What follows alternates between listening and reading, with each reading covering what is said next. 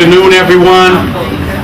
Welcome to Coffee with a Beat and the presentation of the book, Suing the Police in Federal Court, written by Oakland attorney Wayne Johnson.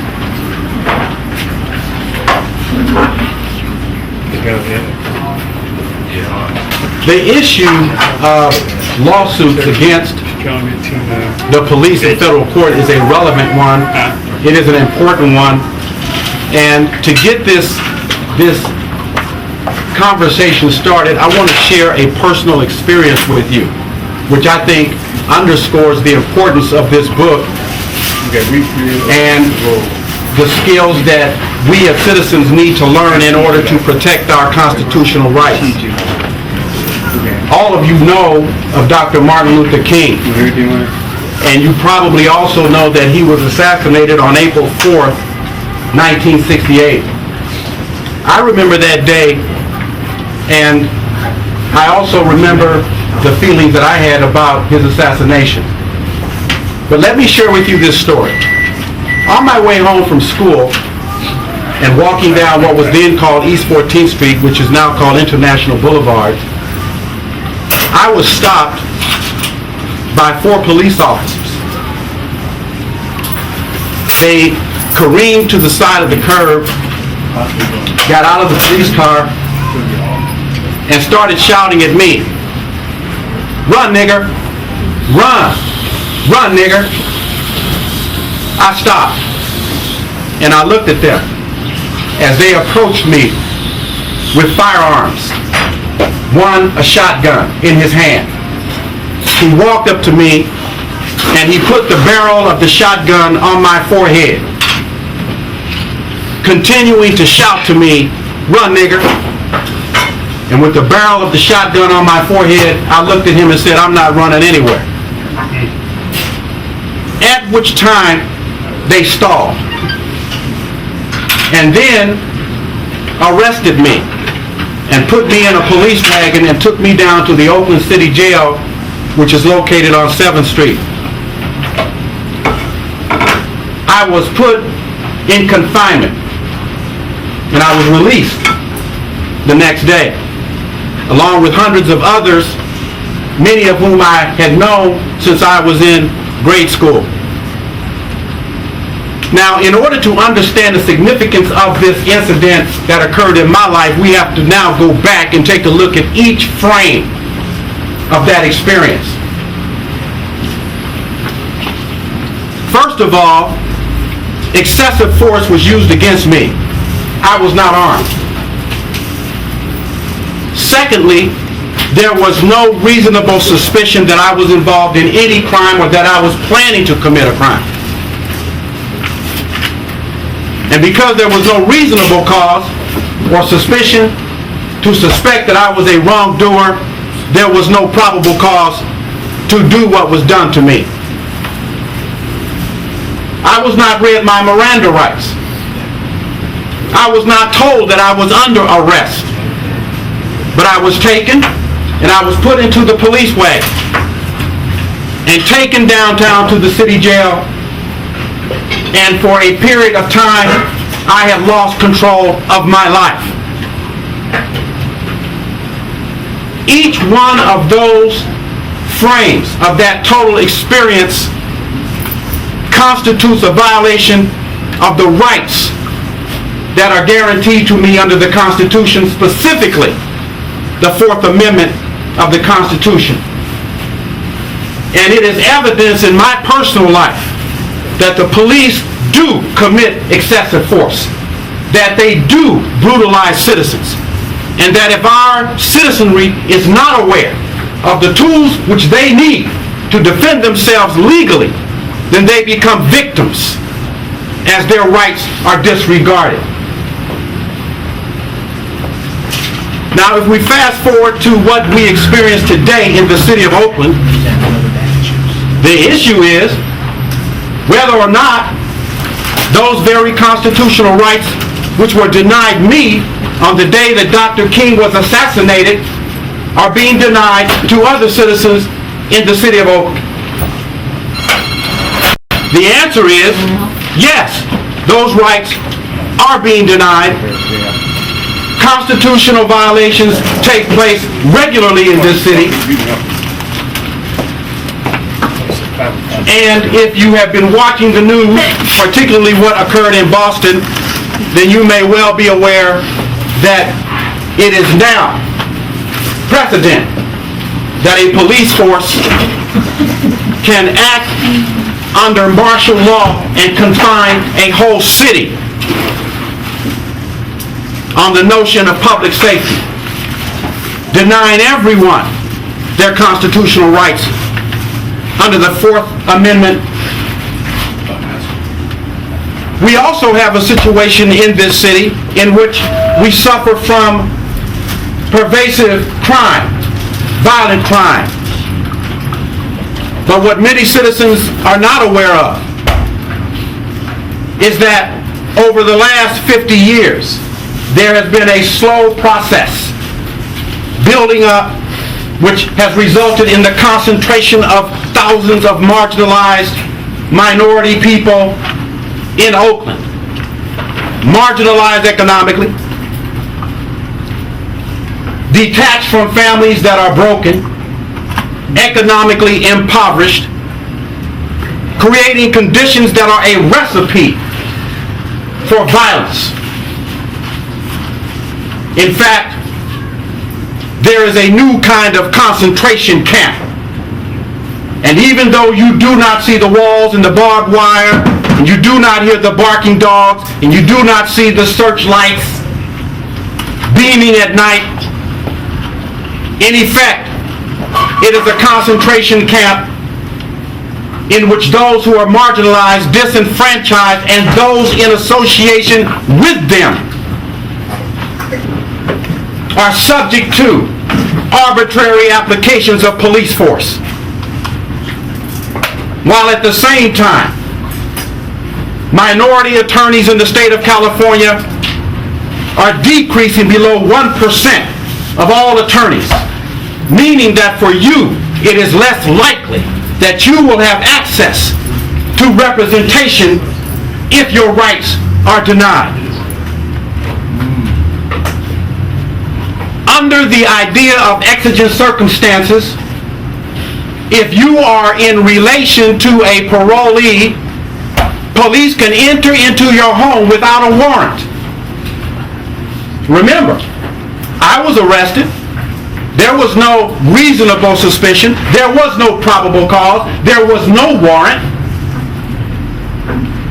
And what I'm saying to you is that if we do not learn the skills to defend ourselves in court, then we will suffer the consequences of a city that has turned into a supply line for the prison industry, a deadly feedback loop that takes our citizens into its system,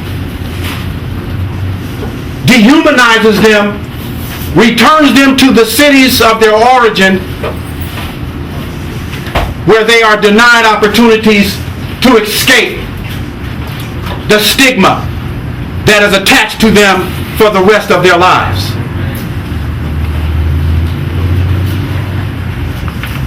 So I want to urge you to listen closely to the presentation that you're going to get this afternoon.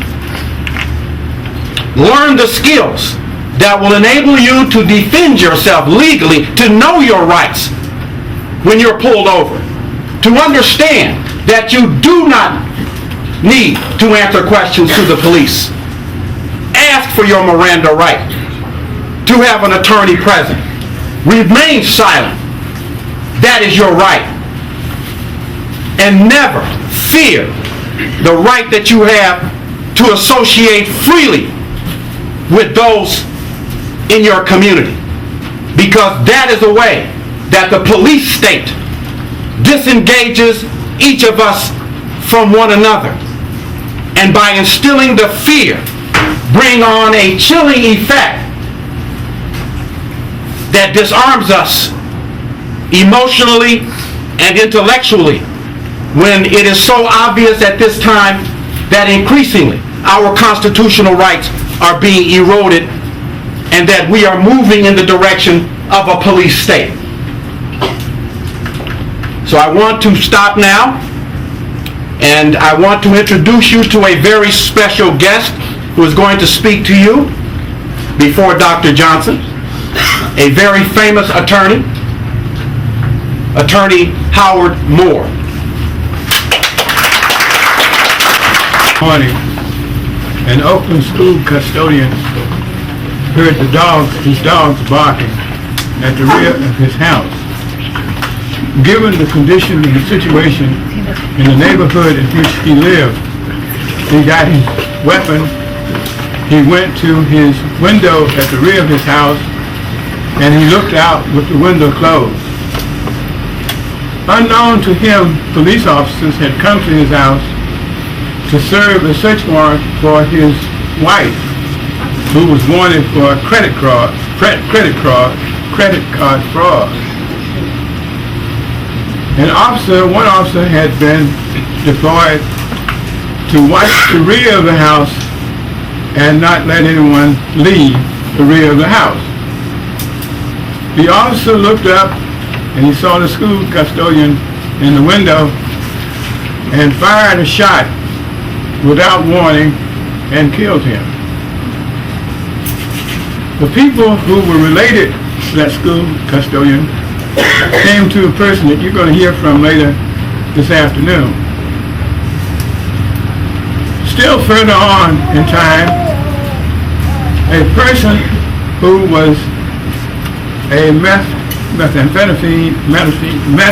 addict and had relapsed was coming home one night, and for some reason he decided that if he went up on top of a house in the neighborhood where he thought he lived, he could see his way home.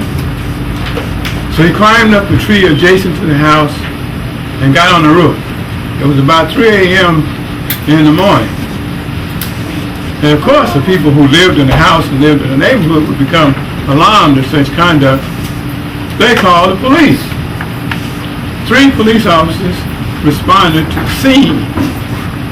One with a ladder and 2 without a ladder. 2 of the officers went up on the roof, went up in the tree, on the roof or someplace nearby on an adjacent roof, and they saw this fella, and they said to him to come down. So when he didn't come down immediately, they had the bright idea, one of them had the bright idea that the way to get him down is to spray him. So they pepper sprayed him. And of course he fell, and he fell about 30 feet to a concrete walkway. Busted up his skull and his hip. He too came to the fellow you're going to hear from today. Even more recently, specifically, New Year's Day, December 31st, 2010, a young woman who perhaps was not so young because she was 39 years of age at the time. She hadn't done much in life, hadn't done anything, to be truthful about it. She finished high school by hook or crook. The only known work history she had that she'd worked for about 3 months one summer at a burger place, a Wendy's or someplace like that. She had 3 children by 3 different men. Since 1992, and this is now 2010, she'd been in and out of prison maybe 7 or 8 times for drugs, for this, or for that. On the date in question, she and 2 other men were riding around in a Jaguar, and they got high. And so they decided, she and one of the men with whom she was closest, decided they would take the Jaguar and ride around themselves. The Jaguar was called in, may have been called in, it's still in doubt if it were called in, that it had been stolen. The police officers in the vehicle going down MacArthur see what they think is a stolen Jaguar. They turned around and followed the stolen Jaguar for a little distance, and then they turned on their sirens, and they chased the Jaguar for about 2.5 minutes, maybe more, maybe less, down Durant Avenue. And when the Jaguar, driven by this woman I described to you earlier, turns right from Durant Street into Bancroft, back into Oakland, she loses control of the vehicle and in fishtails strikes several cars. The police officers come to stop in their car. One officer jumps out and runs after the male companion who gets out of the Jaguar and apprehends him. The other officer who's driving the car gets out, and he goes over to the Jaguar. Within 5 feet of the Jaguar, he draws his weapon, which is a block pistol, and he empties his weapon in her. And the only reason that he stops shooting her is that the weapon jams. Members of her family come to the man you're going to hear from this afternoon. And in this trio of cases, which are just some of the many cases that he has successfully handled, one victim is an African-American male, no record, in his own home, in his own castle, who was shot dead. In the second incident that I related to you is a white male who is on meth and relapses from time to time. And in the third trio, of course, is a relatively young woman, all of whom have lost their civil rights at the hands of police officers, either in Oakland or San Leandro. This book, Suing the Police in Federal Court, is a very short book, and indeed it should be short, because this is not a book to rest on your bookshelf or in your library or to get dusty, but something for you to read and use as a reference in the future when either you are arrested, someone you know has been arrested, a relative or a friend, or when you read about it or you hear about it on the television or on the radio that someone has lost their life or has been arrested by police officers. You reference this book before you buy into the hype that you hear on the television or on the radio or read in the newspaper, which is nothing but a recital of whatever is put in the incident report by the police. So you will know your rights. The rights that this book deals with and attempts to enable you, to prepare you to protect, are not the rights of a criminal. They're not the rights of a minority member, but they are your personal rights. And if those rights are eroded with respect to any individual in your community, they are eroded as to you. So you have a vested right in knowing what your rights are. You also have a vested right in participating in an informed way in the public discussion that many are trying to initiate to move the police officers from a traditional role of being little more than patty rollers into a professional police force that understands and abides by the concept of the rule of law. This is a very important book for you. Now, the man who wrote this book, Wayne Johnson, is not a stranger to your community. As a matter of fact, you may be more of a stranger to this community than he is. He was born in Oakland. He grew up in Oakland. He He lived in Oakland back at the time when if you were African American, you could not cross Telegraph Avenue or Broadway. And that wasn't so long ago. He went to high school in Oakland, and after he finished high school, he went down to Cal Poly. He was interested in science and things at that time. But then he had a change of mind, and he went to Cal Berkeley. He graduated from Cal Berkeley. And after graduating from Cal Berkeley, he went to Hastings School of Law in San Francisco. And in 3 years, he graduated. During the time that he was in law school, he clerked for a Superior Court judge, Judge Barber, here in Alameda County. He worked for a number of the outstanding lawyers in this county at the time, such as Judge Benjamin Travis. And he learned a lot from working for Judge Barber and for Benjamin Travis and others.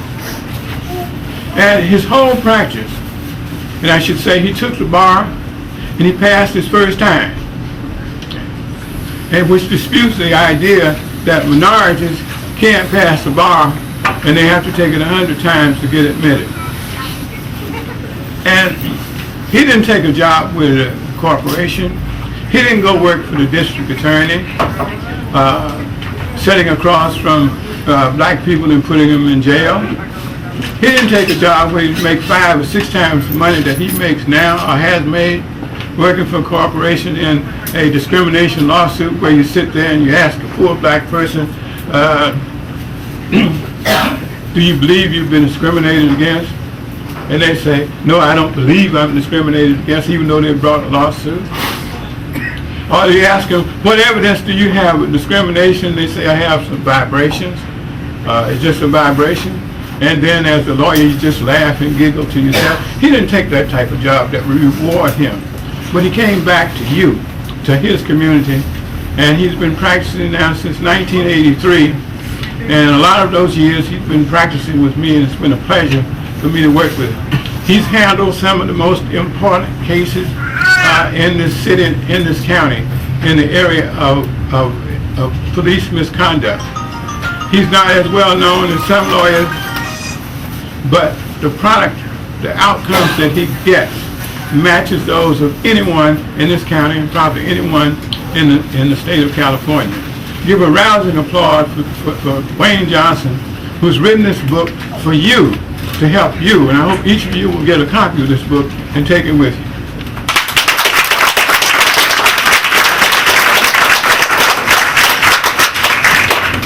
Thank you very much. You showed up today. I would also, especially, I'd like to thank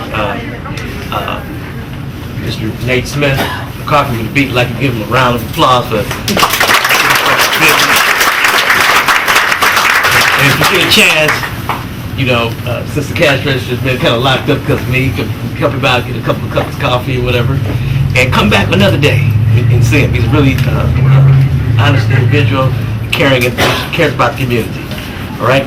So, and also I want to thank, I guess, Dr. Stephen Ahmed.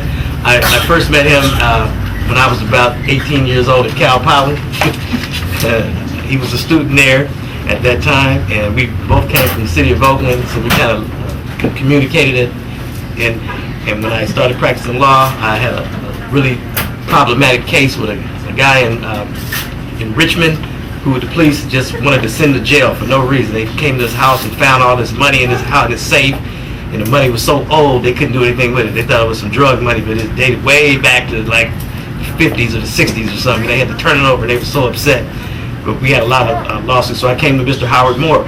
Mr. Howard Moore, as you may know, he represented Angela Davis back in the 1970s, and that was a real famous case in the country, actually.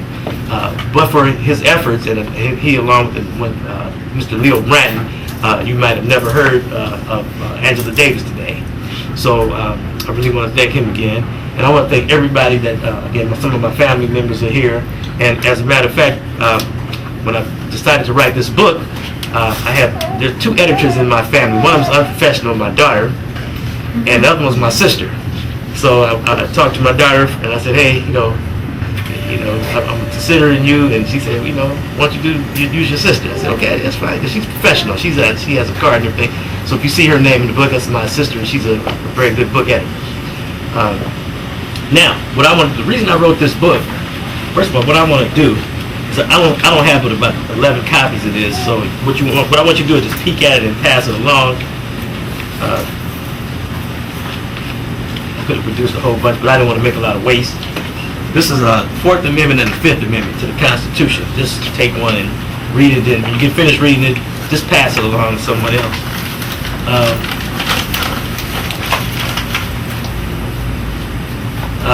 Basically, I wrote this book for the small people, people who don't have a lot of money, people who get stopped occasionally for no reason. Sometimes the people do things that they're not supposed to do, and sometimes you're not doing anything. But that's not the point. The point is your rights should be respected. There's a Constitution in this country, and the police and everyone else is supposed to follow the Constitution. And you know what? If you're a guilty person, it doesn't matter either, because your constitutional rights, you're protecting the innocent people. When they stop you, when they stop you for no reason, and they harass you because they don't like you, they can do that to an innocent individual. So you don't want to be in that situation. So it doesn't matter if a person's guilty or innocent. We shouldn't be. When we follow the law, we're a country of laws, not of individuals, as you've probably been told. You don't want to walk into a situation where we don't like that person, so his rights can be violated. If you open that door, your rights have automatically been violated. I hope you realize that. So if they stop this person and they say, he robbed this person, so therefore we're just gonna beat him up, throw him in the back of the truck. They might think you beat somebody up one day, and beat you up and throw you in the back of the truck. All right, so that can happen. So if you ever get a chance to sit on a jury, this happens so often. This is so frustrating. When I go to court and I'm trying to get a jury in panel, and sitting there with a lot of minorities, they don't want to sit on the jury. I don't have time. I got to go to school. I got this to do. I got that to do. And I'm trying to get them. Well, if the judge tells you to behave and obey the law, will you sit there and follow the law? Well, I don't know. And of course you will. You want that because you want a jury of your peers. You don't want just some retired conservative people who have never even seen the police except when they have the dog in the tree or the cat in the tree or something like that. Or, like Richard Pryor used to have a joke about, hello, Officer Timpson, you're going bowling tonight, nice pencil you have, or something like that. You don't want to be in a situation. These are individuals that you don't want having on your jury. You want everyone, a cross-section of the community on your jury. So if you ever get a chance, please try to get on the jury and try to be fair. I'm not saying be biased one way or the other. Get on the jury and bring your life experiences. So when you get in there deliberating with the jury, you tell them, hey, I don't think it didn't necessarily go down like that. I've had experiences, and this is what happened to me. So maybe we ought to consider this. Anyway, I thought that would bring that to your attention. Now, what this book is kind of like a practical book. What it is it tells you the reason I wrote it, people come to my office and they say, oh, Mr. Johnson, I came in and I got stopped by the police, and I started doing all this. I started talking, and I said, you know what, when you start talking, they have the burden of proof, first of all, when they have to convict you, whatever the situation is, even if it's a criminal case. They have to prove beyond a reasonable doubt that you committed the offense. Now, you know who their best witness is most of the time when you get in a criminal case? Guess who the best witness? Anybody know who the best witness is? You talking and telling on yourself.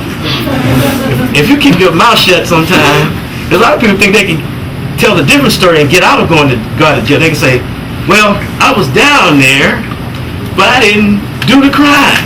So they have to prove you were down there. And you might be telling the truth. But all they gotta do is say, he was down there, he admitted, you heard it out of his own mouth. He was down there. So a lot of times, and you're not guilty because you exercise your constitutional rights. The Fifth Amendment to the United States Constitution says you have the right to not be a witness against yourself. And why is this? We should know why that is. Why is that? Because the founding fathers, and I don't want to badmouth them, but they were like outlaws to the crown. The king was in charge. He was saying, okay, everybody go over there and kill all those people and bring me some money back. And they were going like, well, we can do this for ourselves. we can kill some people, round them up, and get our own money. You know, so it's going like, well, let's found an organization. Let's get together. Let's get some colonies together, and we're going to rebel. So they rebelled against the king. So basically, they said, well, the king was coming and saying, well, this is not working for me. Get that guy, round them all up, take him in. So they decided, we want a constitution. We want some rights. When we start this country, we don't want the king or whoever's in charge of the country to be able to just come round us up for no reason. We want them to have to prove something, do something reasonable. So what they did was say, you don't have to testify against yourself. At the same time, they said, well, before you can search someone or seize their property, and that's also been interpreted to seize the person, not just property. So when you have a search and seizure, that deals with you and your property. And unfortunately, I want to talk about this a little bit too. They have what they call now, they get everybody, when you get charged with something, whether you did it or not, they try to get you to take a deal. And sometimes if you did it, you might want to take the deal. And sometimes if you have a bad case, you might want to take the deal, even if you didn't do it. I hate to say that, because if it's looking all bad for you, you know, you taking a chance of looking at 50 years in the pen, as opposed to they might give you 4 and you know you didn't do it, but it's up to you. The attorney's telling you, I necessarily wouldn't do this, I might fight the case, but you gotta look at the person has to take this into consideration. If he's looking at life in prison for something that he didn't do, sometimes they'll take it. And they'll say, all right, man, I'll take the 4 years, man. So what they do is they say, okay, we're going to let you do 4 years, but we're going to let you out and give you a search clause, four-way search clause. You can put you on probation or parole. You're going to go out there, and when the police stop you, you can't say, you got to tell them I'm on probation or parole. You got to admit it. So in other words, you've already lost some of your constitutional rights at that point. You can't say, I'm not going to talk. You have to say, are you on parole, sir? Yes, I'm on parole. Well, rights. You have the right to not have your person searched, not have your bag, your computer phone searched. You lost the right not to have your vehicle searched. So once they have you on that, they can just go and just search. Go through everything. Don't have to have any probable cause, any reasonable suspicion. Just go through it. So you need to be mindful of that. So if you ever get into a situation, you're not just throwing away, I want to go home for Christmas. You know, you got to think seriously about that situation. I didn't do it, but I don't want to sit up here for Christmas. Everybody's having a good time. No, you got to look at the long run, long haul. What's going to happen in the long haul? You don't want to give up all those constitutional rights if you didn't do it, and if you think you can beat the case, you don't want to do that. Okay, so that's one of the tools that they have. Okay, now what they also do, they're supposed to have reasonable suspicion to detain you. If they see you on the street, they can actually stop you and talk to you. But if you didn't do anything and there's no evidence that you did anything, you have a right to say, okay, how you doing, or just walk on, ignore it, keep going. You can ask them, am I being detained? You know, am I free to leave? If they say no, obviously you're not free to leave. If they say yes, you can keep going. All right. Now, on the Terry stops, what they're doing in a lot of these states now, they come up with what they call stop and frisk. They're trying to bring that to Oakland. They have it in parts of LA, they have it in New York, and everybody's complaining about it because basically what it is, officer can come up to you and talk to you, say, hi, how are you? And the next question is going to be, are you on probation or parole? Now, if you are, obviously you lost some stuff. If you're not on probation or parole, what you do at that point is you can, say no. I'm not on probation. But you don't really have to say anything if you're not on probation or parole. Just say, I don't want to talk to you unless I'm not free to go. Okay, now, there's supposed to be an objective test. The word reasonable means objective. What they do is they bring in, and I hate to bring this guy because he was like kind of like a maniac. That guy, remember that guy that was going around? He was mad at the police because he used to be a police officer. Christopher Dorner. Yeah, Christopher Dorner. He was really upset, and he had an agenda. He had about 50 or 60 groups of people he wanted to get. They wanted to kill this, and some of the people I know, I guess he felt justified, but he mentioned some very important things in there. He said usually when they write in a report, they're trained to write. First of all, they're trained to write these reports, and if you read enough of them, like I have, you see certain patterns in them. You see the same language in all the reports. Like for instance, you'll see based on my training and experience. And Christopher Dorner mentioned that in his manifesto. He said, anytime you hear a police officer mention the word based on my training, that phrase based on my training and experience, that's how you can tell he's lying. And I kind of got a chuckle off of that because then it's true. Because basically, what happens is an event happens in the field, and then they go back to the office and write it up. And they go to the supervisor. They say supervisor and the attorneys and say, what about, should I write it like this? No, you need to change that. As a matter of fact, anybody remember the Riders case? We had about 4 officers that was just going renegade, beating people up, taking their money, torturing them, kidnapping them, doing all kind of stuff. Okay, one of the officers that squealed on them, or what do they call it? Snitched. They said they left him notes that he snitched. They said snitches lie in ditches. They told him he was a snitch. So this tells you what kind of mentality we're dealing with. That doesn't sound like anybody enforcing the law. If you go call somebody, they want you to go out and snitch, supposedly on somebody next door with an AK-47, that's on the dealing drugs. They want you to put your life on the line. But when they get in trouble, they don't want no snitches coming out, right? So they put all kind of stuff on his locker. He's a snitch. Basically, what he said was his supervisor gave him an assignment to write his police report, and then he would go home and sleep and come back and check on him a couple of hours later and say, let me read it again. And say, no, you got to write that over. He said, so this went on repeatedly. So, and he said the guy was charging overtime while he was at home sleeping, supervising, writing that report, while he was not getting any overtime. And he said, well, this is not right. He said, this is how I was trained. So you're going to be trained the same way. When you earn your badges, you're going to be able to do what I do. You're going to be able to go home and sleep and write up overtime, charge it to the city, and everybody else is going to, sit up and just get right free. So they write these reports, and they get help on the reports. So it's not, you'll see that, okay, they need to make the elements to every case. So they need to have them. If it's a drug sale, they need to have money. So if you got $20 in your pocket, and I thought it was funny because he mentioned the thing in Boston. They said that these guys had gunpowder, right? And the guys had $200 worth of gunpowder. Now anybody can get $200. They can say, we found out how he was subsidizing this thing. $200 is not subsidy. Come on, anybody, what's $200? Seriously, I mean, a pair of Jordans, you can't even get a pair of Jordans for $200, right? These days, some of the expensive ones. So they have to make elements. So they have to make it look like, okay, we got this elaborate scheme. We got the money, we got the transaction, we got this. So they go, so anything that they do, if it's a robbery, they got to have all the elements to the robbery, okay? So they got to write it all. It all has to be in the report. If they beat you, they got to justify beating you. If they can make it look like you fell down the stairs, they'll make it look like you fell down the stairs. They'll write that in. He fell, we tried to grab him and he fell down the stairs, and that's why he had a broken arm and all this kind of stuff. So, or we shot him. I had one case where this guy he admitted he was selling drugs, and he was in the parking lot of East 18th, but they came up and shot him. And then they said, well, he was reaching for a firearm. And then they wrote that in the report. So we said, well, where's the firearm? We didn't find the firearm, but we did find his faceplate to his radio. And I said, come on, you mean to tell me this man got guns pointed at him, he's going to reach down and grab his faceplate and aim it at you? I mean, that doesn't even make sense. I mean, that's unless he's trying to commit suicide. I mean, that's a terrible situation. So they need to write things up certain ways, and sometimes it makes sense, and sometimes it doesn't make sense. Okay, but so basically, what you want to do is if they do stop you and you feel like it's not right, you want to make sure you got a badge number. Sometimes you get too uppity, you fail what they call the attitude test.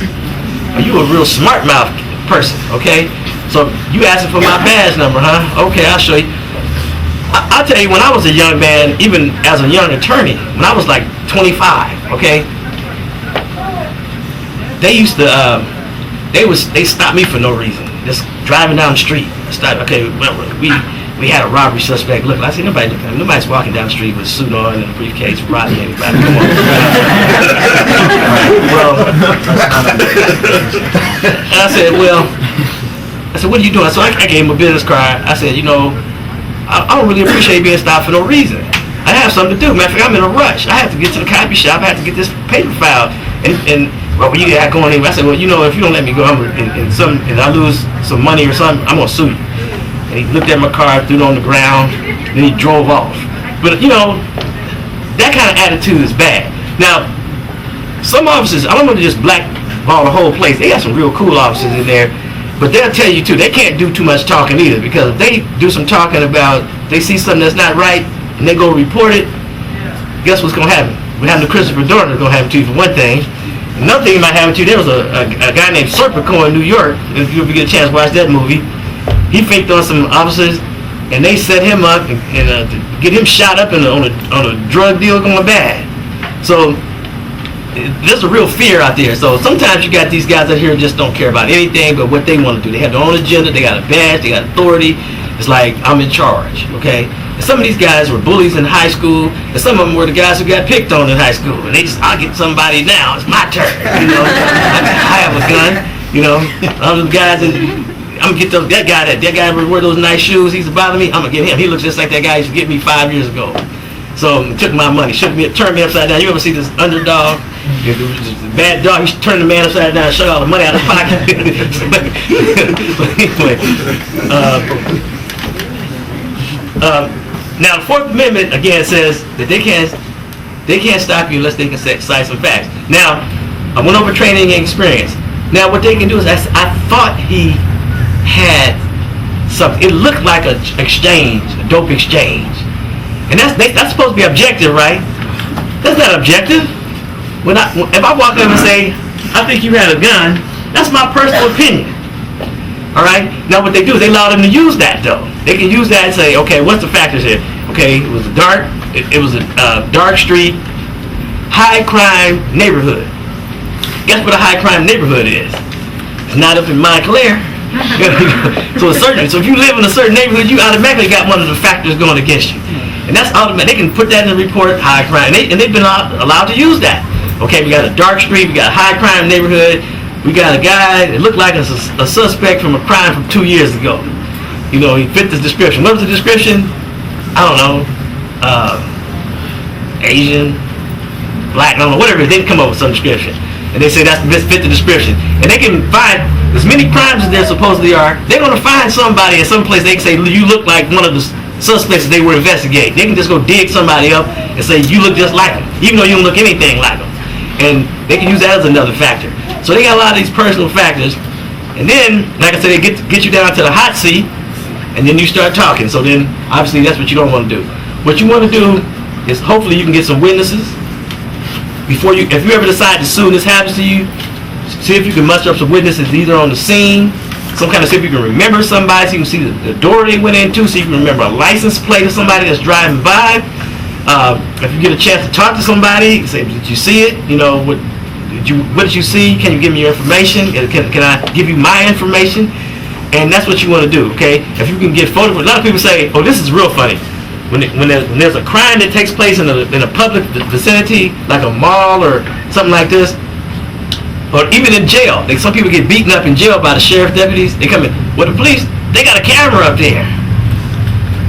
You know, when you try to get that camera footage, if there's something on there that they didn't do that's right, that camera was not on.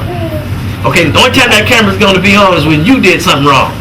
If they're beating you for no reason, that camera's not on. So don't sit up here and think you got evidence in the mall and all that kind of thing. Or if they even photograph it, they have a camera in the car. Don't think you're going to get that film.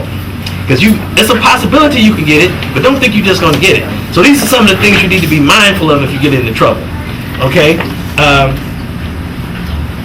Now, I went over, okay, now the definition of a stop and frisk again is a reasonable suspicion that there's criminal activity afoot. That's what the court said. I don't even know what criminal activity afoot is, but it's like I have this in my mind and I think something's going on, so I'm going to stop the guy and say, okay. Then, if they can check you for their safety. If I feel that my safety, as an officer, I personally feel that my safety is in jeopardy, I can create a reason. I had to search him because of officer safety. That's become paramount. That's become even greater than your rights under the Constitution. There's no constitutional right to officer safety, but you have a right to not be searched unreasonably under the Fourth Amendment. But they'll say, okay, he made a furtive gesture. What's a furtive gesture? Anybody know what that is? That's a very vague term. Reaching in a pocket. It can be reaching in your pocket, it can be turning away suddenly. If they look at you and you turn, said you made a furtive gesture, they can add that.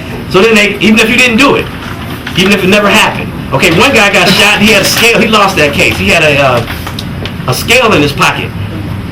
And they shot him, and the only thing they could find was a scale. And so he grabbed the scale and aimed the scale at it. Nobody's aimed the scale again.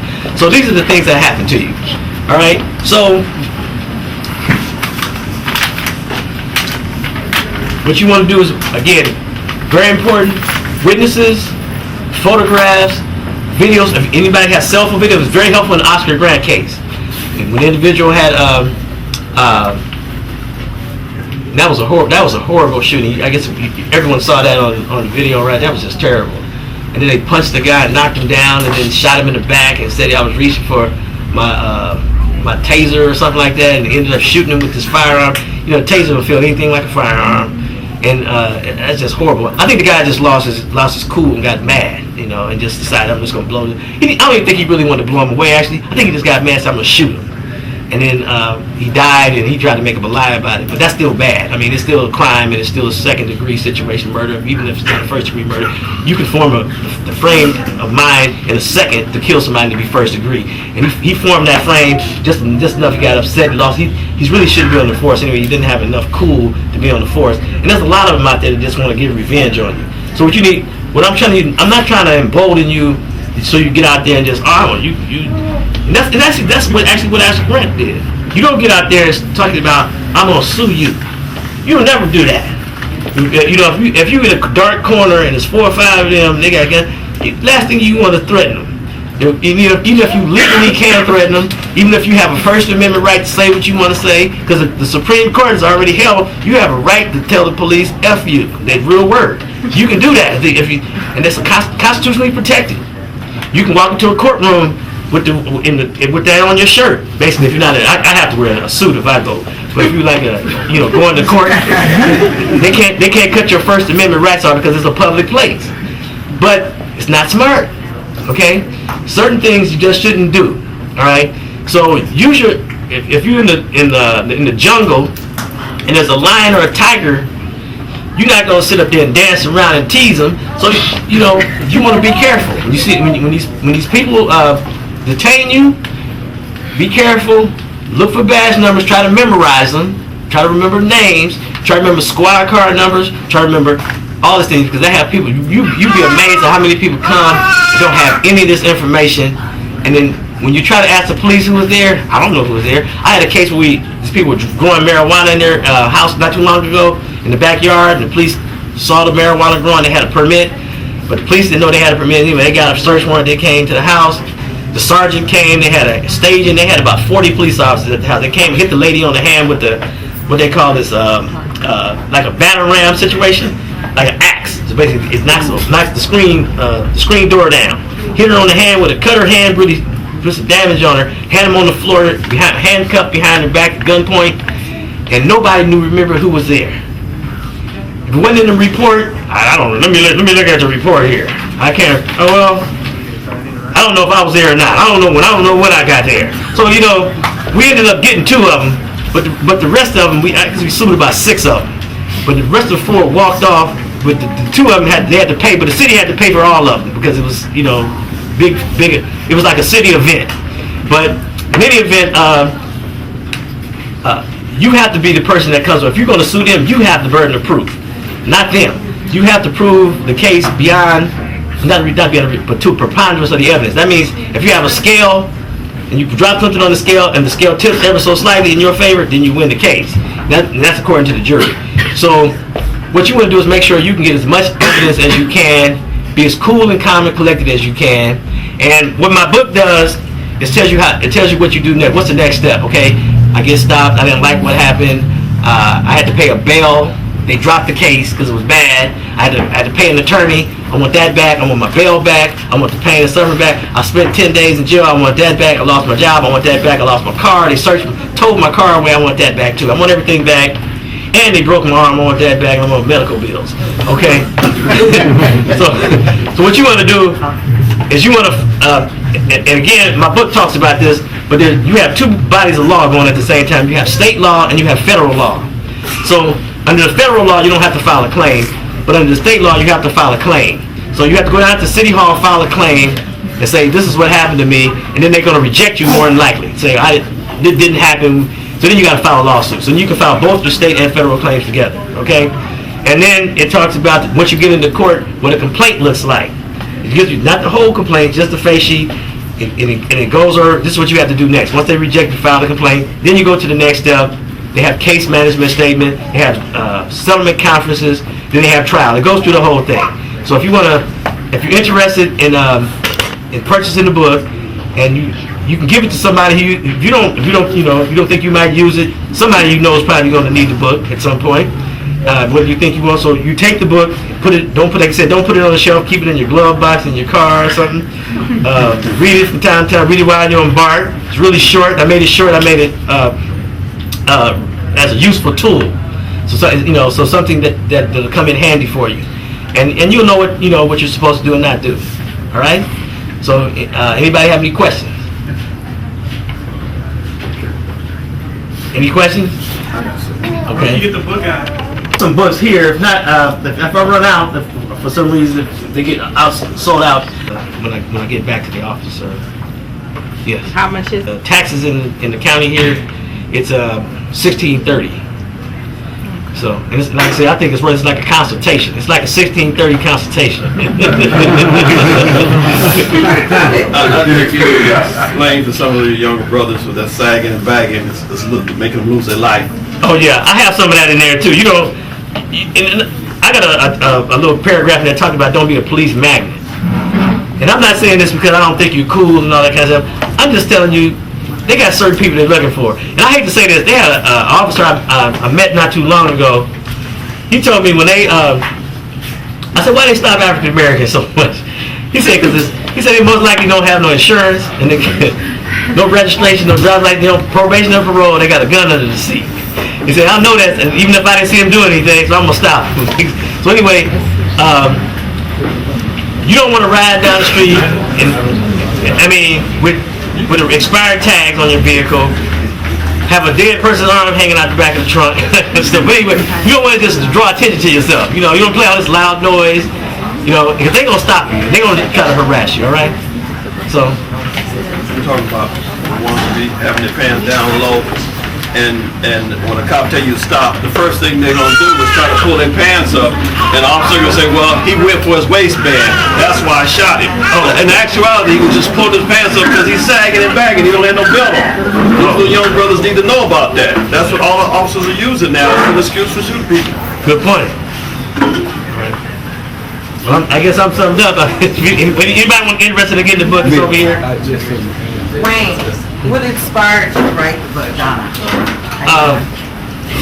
Just seeing what happens to people, having my clients come in and not know when they encounter, not knowing what evidence is available, not knowing how to get evidence, not knowing how to preserve evidence, and not even knowing their rights, not knowing when they can talk and not talk. I mean, I was just so set back by that. I said I gotta write a book and just get it out there. Profiling goes on too.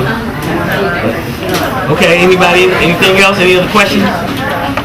Thank you very much.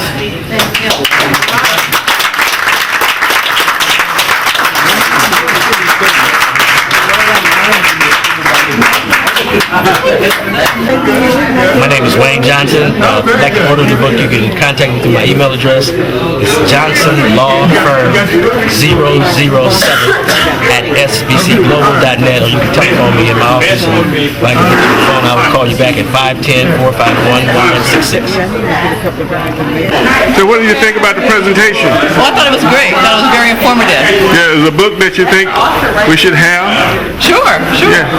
Okay. Thank you. You're welcome. Hello, sir. How are you? What did you think about the presentation?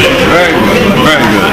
Yeah, the idea of this book. Would you? One before it was released to the public. Yeah. Well, how highly would you recommend it? I recommend to everybody. Yeah.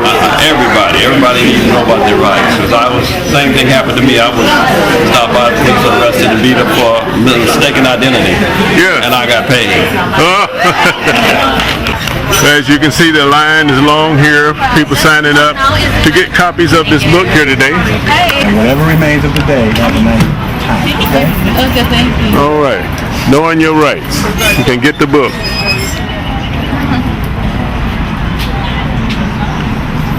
You're welcome.